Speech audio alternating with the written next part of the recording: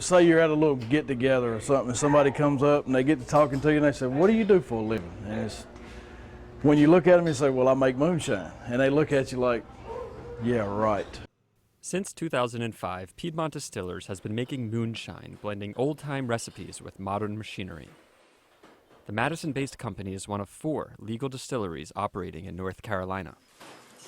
Making moonshine was never illegal, but selling the untaxed and unregulated spirit was. In the mid-20th century, Western North Carolina was considered the moonshine capital of the world.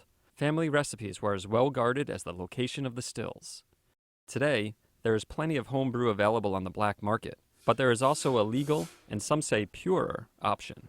There's a whole lot of cornmeal's in the bottom, but when you first make it and you put your sucrose in, it tastes like grits Mama fixed at the house. Joe remembers the first time he tasted moonshine in the mid-90s. And I was a little hesitant at first, but I took a sip of it and I was basically blown away at how the quality of the spirits and the flavor was so incredible. A casual fan at first, Joe quickly became a student of the spirit, consuming all the moonshine folklore, recipes, and books he could find. This is where we do the final distillation. Sensing a market opportunity, he decided to open his own legal distillery. I had found the only licensed and permitted distillery in North Carolina right here in Madison, and it was sitting here completely dormant, and it was literally 30 miles from my home.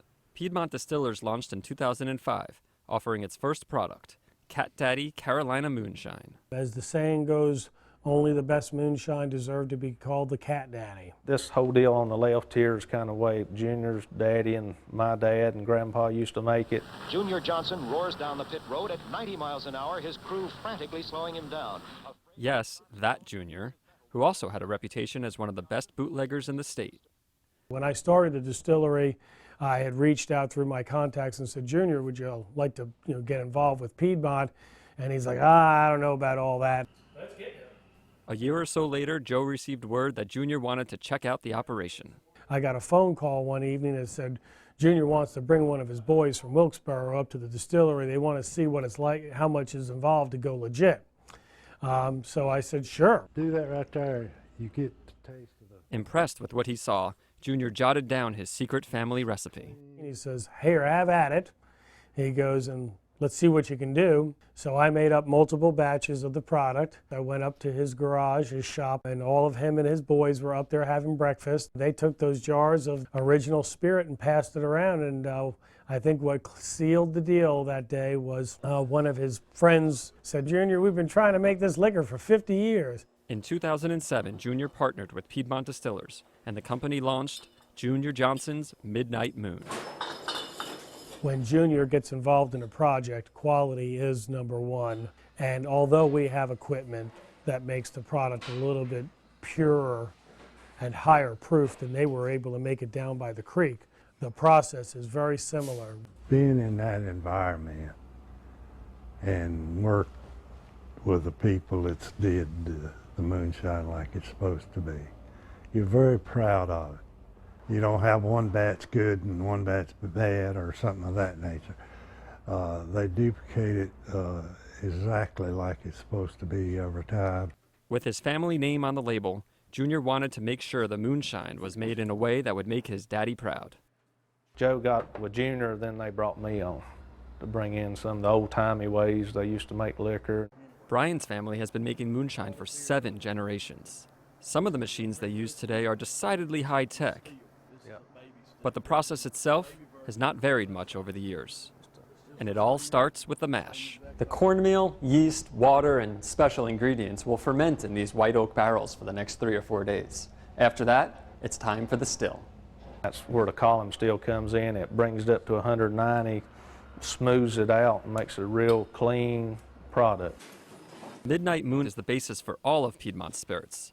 The Cat Daddy also contains a few ingredients that this reporter was unable to identify. What are the secret ingredients in the Cat Daddy? I don't know. You can make it. I can't tell you. That's a good question. It's 2 flavors to make one. That's all I can say.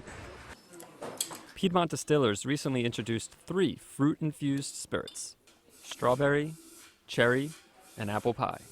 Each mason jar is hand-packed with fresh fruit.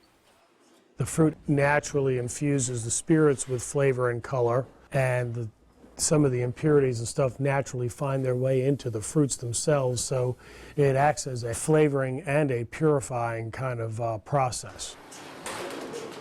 Fruit is absolutely fine to eat because alcohol, there is no better preservative than spirits, but I would tell you respect the fruits because it does absorb some alcohol.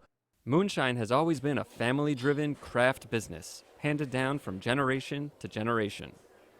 And that's exactly the way Joe and Junior want to keep it. And Junior likes to come in here and check the mash every once in a while, make sure we're keeping it in the road up here in Madison, you know.